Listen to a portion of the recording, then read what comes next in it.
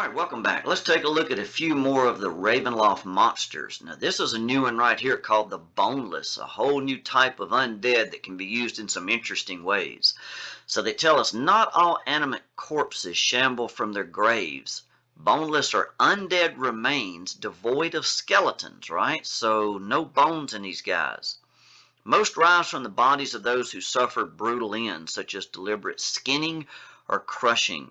Deathless malice infuses what remains, their husk flopping and slithering in pursuit of vengeance or at the whims of sinister masters. These things are going to look awfully odd flipping around on the floor moving towards somebody.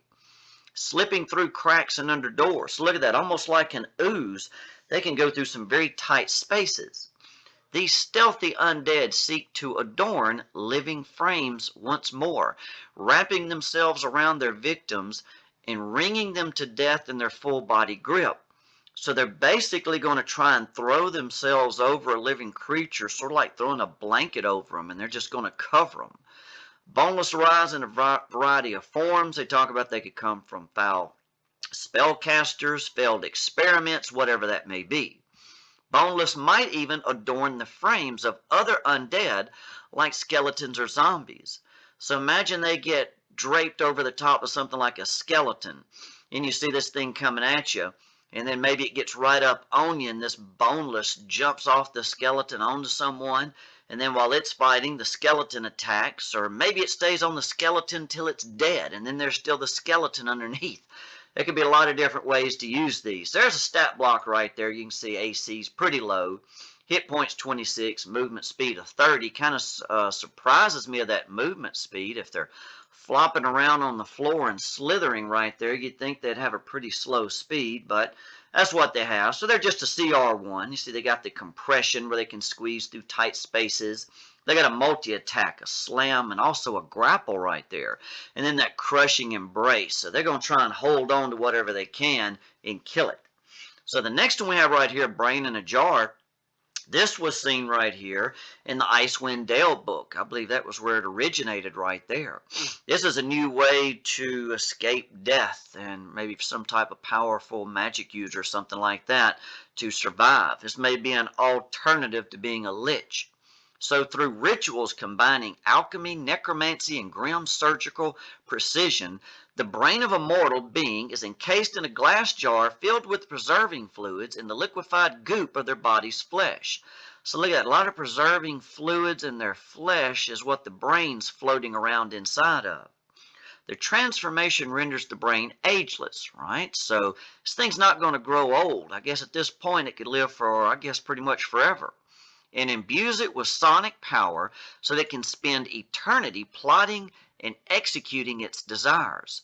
A brain in a jar can speak without vocal cords, sonically projecting its disembodied voice outward for all to hear. It enjoys conversation so much that it's prone to talking for hours on end. So maybe the thing talks you to death right there. Sometimes to itself. So maybe approach one of these with stealth, you'll hear it speaking. If there are no others with whom it can speak to. It also likes to think out loud and reflect on the events and decisions that led to its great transformation.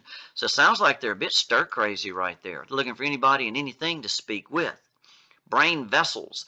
The brain floats in a jar of solution, pulsating as it reacts to its surroundings. Some brains have been known to thump against the walls of the container when excited or vexed. A jar's metal casing might be rusty but serviceable, or elegantly wrought masterworks. It might be in a really old, nasty, rusty jar, or maybe something that's very fancy, just depending on the creator and I guess what materials they had available. Still, other brains desire nothing more than to regain a body. This might be the brain's original body, another frame they covet, or some other elaborate design. So maybe something like a golem or something like that could also be used as a body. And notice this brain in a jar weighs 125 pounds. So this is not some small, specimen container right here if it weighs 125. So there you've got the armor class very low, hit points 55 and so on. Look at the intelligence 19. I'm surprised about the charisma right there. You wouldn't think a brain in a jar would be that charismatic, but I guess it can. So look at this, can detect sentience up to 300 feet right there, as long as the individual has an intelligence of 3 or more. You can see they got magic resistance. Of course, they don't require air, food, drink, sleep, just you'd expect with some other type of undead and such. They got a chill touch, a cantrip, does necrotic damage. They got a mind blast, sounds almost like a mind flare right there. And then at will, you can see they've got several spells here. Charm person, hold person 3 times a day, and then some better ones once a day. So you may have seen these before right here. Again, if you saw the Icy Adventure they came out with here not too long ago. So Brain in a Jar is all new type of undead. Looks like they got an undead theme going for a while. The Carrion Stalker also has a bit to do with undead too. So a Carrion Stalker begins life as a pale larva that infests a corpse. Right, here we go with the undead thing and such once again. Over the course of weeks, this grub burrows, feeds, and grows, ultimately developing into a chitinous mass of pincers and tentacles. So there you see it right off to the side. When an adult carrion stalker, don't confuse that with other carrion creatures, right? This is a different one here, detects movement, it bursts from its corpse cradle to attack, intent on implanting its young into the living and starting its species life cycle anew. So imagine this thing just waiting inside of some type of body. Maybe someone decides they're going to search it, see if there's any loot left over, and all of a sudden this thing just explodes outward and tries to grab onto someone new who's alive. More than one necromancer has animated a corpse infested with carrion stalker larvae. While this can prove shocking and deadly, some depraved spellcasters cultivate carrion stalkers within zombies, right? So they keep them in their own purpose. The embedded carrion stalkers ride along in these freshly animated conveyances, bursting forth once they detect living creatures nearby. This destroys the zombie, but unleashes a whole new horror. So say here comes a zombie, wandering, shambling down the hall, and just as it gets to somebody and they start to strike it with a sword, the zombie explodes, and these things come bursting out. Carrion stalkers also enjoy symbiotic relationships with carrion crawlers, right? Those have been around for a long time, since first edition. Carrion crawlers won't devour bodies infested by carrion stalkers. So there's a little symbiotic relationship going there. But they often pick up stalker larvae as they root among filth. Sounds sort of like bees picking up pollen and carrying it around. The crawlers then spread these grubs, potentially infecting whole sewers, graveyards, or battlefields with carrion stalkers. In return, carrion stalkers avoid preying on carrion crawlers. So there's a little relationship. So notice they're tiny right here. Sometimes in these pictures, you don't have something to compare it to. You don't realize how big or small it is. So I guess because it's so tiny, it has a decent little armor class of 14. And how in the world does this tiny monstrosity have 35 hit points? So there's its speed. Notice it's got a burrowing right there. Got a high dexterity. It's got multi-attack, 3 tentacles. Good grief, this thing's a CR3. And there's the tentacles. And notice how it'll pull itself into a target space. And it's going to attach to a creature. And there it's going to start doing damage. And of course, somebody's going to get this thing out of them. So they mentioned the larval burst down here at the bottom also. So that could be a great new thing to add to your zombies right there. And then lastly right here, we got something called a Carrionette. Basically, an evil little toy right here is what they are. Carrionettes arise from innocent intentions. Heartfelt wishes breathe life into a beloved toy.